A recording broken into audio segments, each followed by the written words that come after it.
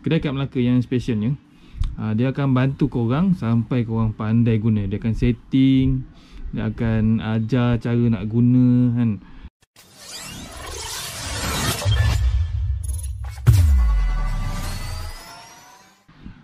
Bismillahirrahmanirrahim. Assalamualaikum warahmatullahi wabarakatuh. Hari ni aku nak unboxing ni Garmin Garmin.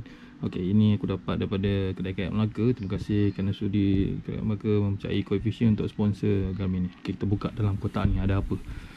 Okey, Garmin ni datangnya dengan ni dia punya skrin lah. Skrin ataupun monitor dia, untuk kita tengok tu nanti. Kemudian dia ada bagi dia punya stiker Garmin. Memang dapat lah kalau beli baru kan, memang dapat. Kemudian ni wire power dia, power untuk daripada bateri, dan ada fuse kat situ. Yang fuse tu jangan buang, sayang. Kemudian dia bagi sekali dia punya tapak tapak dia untuk letak dekat mana-mana tempat kau letak tu, dan kaki dia tu sekali. Lepas tu ni tandusa ni masih dalam plastik lagi, aku tak buka. Atau aku pasang dekat IB aku nanti, ataupun kayak nanti. Tu tapak daripada tapak thruster punya tapak, kalau tak silap lah. Untuk tak pasang kat thruster. Kemudian skru, dia bagi skru sekali. Dalam tu dah ada skru. Lepas tu ni lah warranty.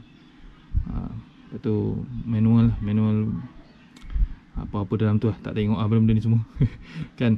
Aku tak banyak tahu sangat pasal Garmin ni. Aku masih baru lagi. Dan nanti bila aku dah try kat laut, mungkin bila dah lama nanti mungkin akan mahir lagi lah menggunakan set Garmin ni. Terima kasih kedai kayak mesin Melaka.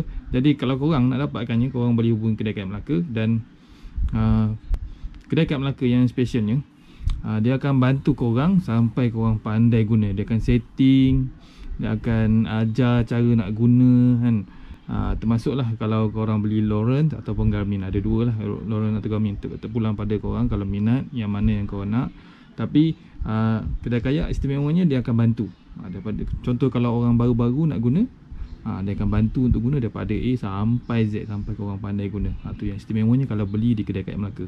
Jadi kalau korang berminat dengan set Garmin ni ataupun Lowrance, korang boleh hubungi kedai kayak Melaka yang nombor aku sediakan. Itu saja pada aku. Terima kasih kerana menonton. Assalamualaikum warahmatullahi wabarakatuh.